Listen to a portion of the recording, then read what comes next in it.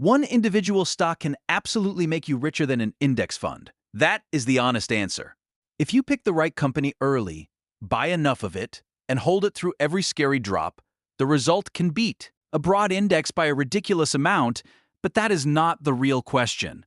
The real question is, can you reliably pick that company before the future is obvious? And can you hold it long enough for the big result to happen?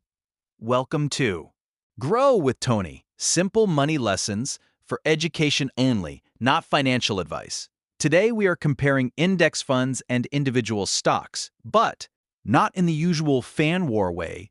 This is not a video saying individual stocks are bad. It is also not a video saying index funds are perfect. The better question is, which one builds wealth more reliably for an ordinary investor who has a normal life, normal emotions, normal time limits, and no crystal ball? By the end, you should understand where index funds usually fit, where individual stocks may still fit, and why the most exciting path is not always the most repeatable path. Start with the basic difference. An index fund is a mutual fund or ETF that tries to track a market index. That index is basically a basket of securities. It could represent large U.S. companies, the total stock market, international stocks, bonds, or another slice of the market. When you buy a broad index fund, you are not trying to choose the single best company. You are buying a basket and accepting the result of that basket. An individual stock is different. A stock is ownership in one company. If that company does extremely well, your investment can do extremely well. If that company disappoints, gets disrupted, gets overvalued, loses its edge, or simply has years of bad results, your money feels that directly. So the emotional appeal of individual stocks is very real. Index funds are not usually the thing people brag about at dinner. Nobody says I bought a broad, diversified fund and it behaved roughly like the broad market, and then the whole table leans forward. But if someone says, I bought one stock before everyone knew it was going to dominate, now people listen. That story has a hero. It has timing. It has drama. It has the beautiful feeling that you saw something other people missed. And yes, that can happen. One great business held for a long time can change a portfolio. Some investors really do understand companies deeply. Some people are patient enough to hold through volatility. Some people can build wealth with individual stocks. The mistake is not believing individual stocks can work. The mistake is comparing the best individual stock story against the normal index fund experience. That is like comparing the best restaurant in the city against your kitchen at home. The restaurant can be better. But the question is not, can a restaurant meal beat home cooking? Of course it can. The question is, can you reliably choose the right restaurant every week at the right price without getting distracted by reviews, trends, and hunger?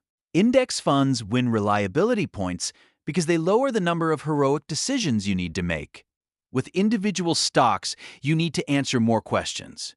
Which company? At what price? How much of your portfolio? What would prove you wrong? When do you add? When do you sell? If it drops 40%, is that an opportunity or a warning? If it doubles, is that proof you were right, or has the risk actually increased? Those are not small questions. They are the whole game. This is where diversification matters. Diversification is simply spreading your money among different investments so that one, failure does not have to define the whole outcome.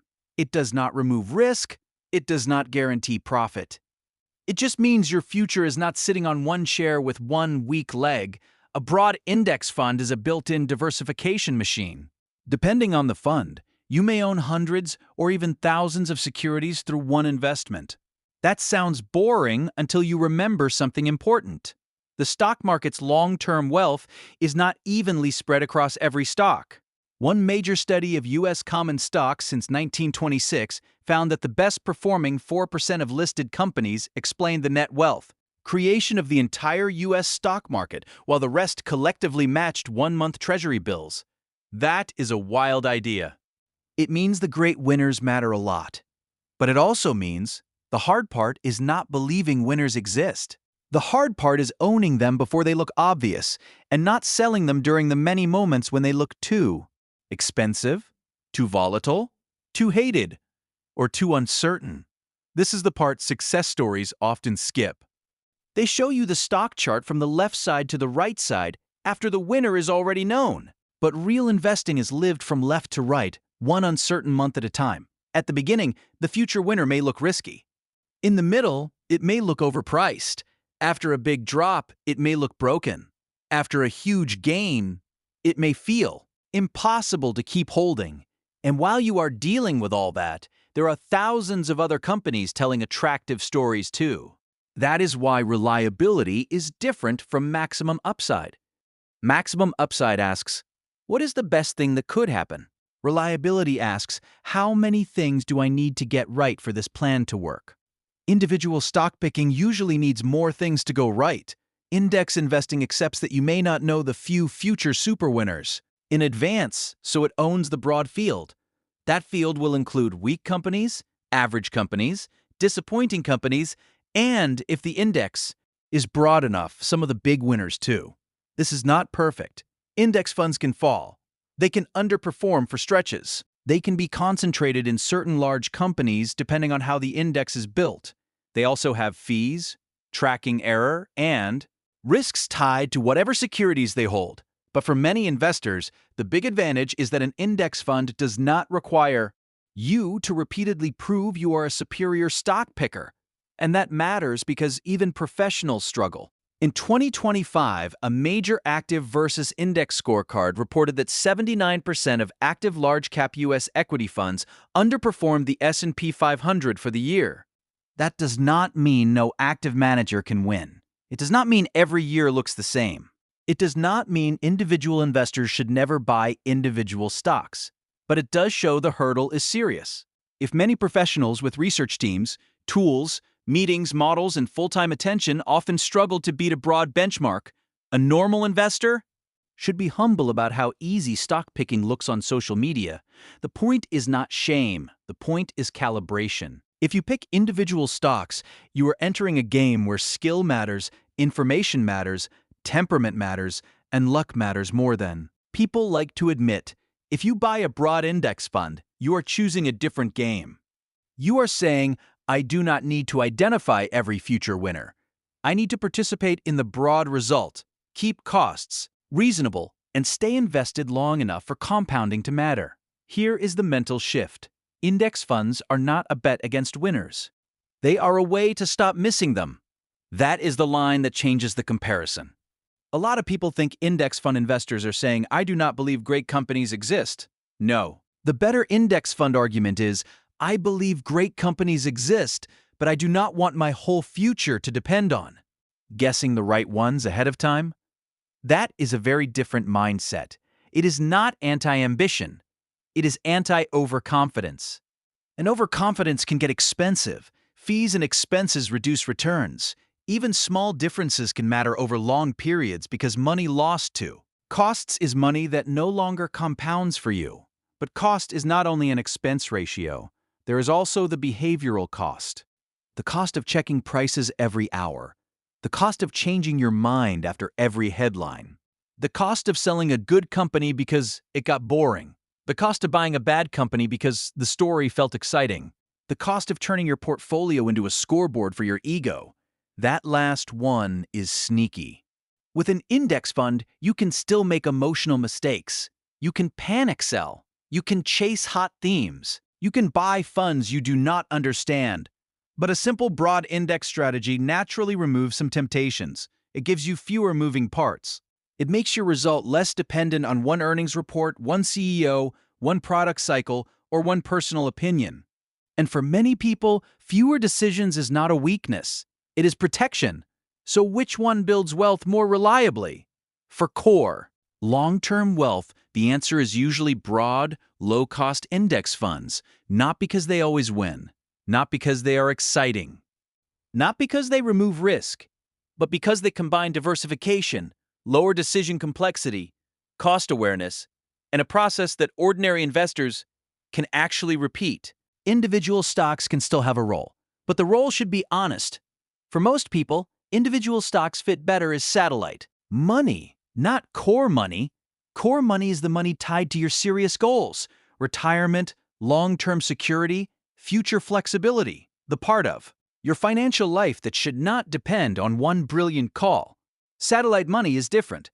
That is money you can use for learning, conviction, curiosity, or a limited stock-picking strategy without breaking the whole plan if you are wrong. This core versus satellite idea is useful because it removes the false choice. You do not have to say, I must be 100%. Index funds forever, or I must prove I am smarter than the market. You can say, my core is built for reliability. My satellite is where I take narrower risk on purpose. But if you use satellite money, set rules before excitement takes over. First ask, is this my core future or my learning bucket? If the money is for your core future, be very careful about putting too much of it into one company, one sector, or one story. Second, ask, can I be wrong without damaging the plan? If one stock falling badly would ruin your confidence, delay your goals, or make you panic, the position is probably too large. Third, ask, am I buying a business I understand, or just a story I like? A story is easy to repeat. A business is harder to understand. You need to know how it makes money, what could hurt it, what expectations are already in the price, and why you would keep holding when the mood changes. These questions do not make stock picking easy. They make it more honest. And honestly, that is the whole point of this comparison. Individual stocks offer higher possible drama. Index funds offer a more reliable process. One can make you feel brilliant. The other can make it easier to stay consistent. And for long-term wealth, consistency is not a small thing. A person who owns a boring, diversified fund for decades may beat a person who keeps searching for exciting winners, not because the boring fund had the highest possible return, but because the boring investor kept participating. That is the quiet advantage. The best investing plan is not the one that sounds smartest in a debate. It is the one you can keep using when nobody is applauding, when the market is down, when the market is up, when your friend brags about a big winner, and when your own portfolio feels painfully ordinary. So here is the final answer. Individual stocks can build more wealth in the best-case story. Index funds usually build wealth more reliably for ordinary long-term investors. Because reliability is not about never losing money, it is about not needing to be right about a few names for your whole future to work. If you choose individual stocks, do it with limits, humility, and a clear reason. If you choose index funds, do not mistake boring for weak. Sometimes boring is the feature that keeps you in the game. And staying in the game is where compounding gets its chance. What about you?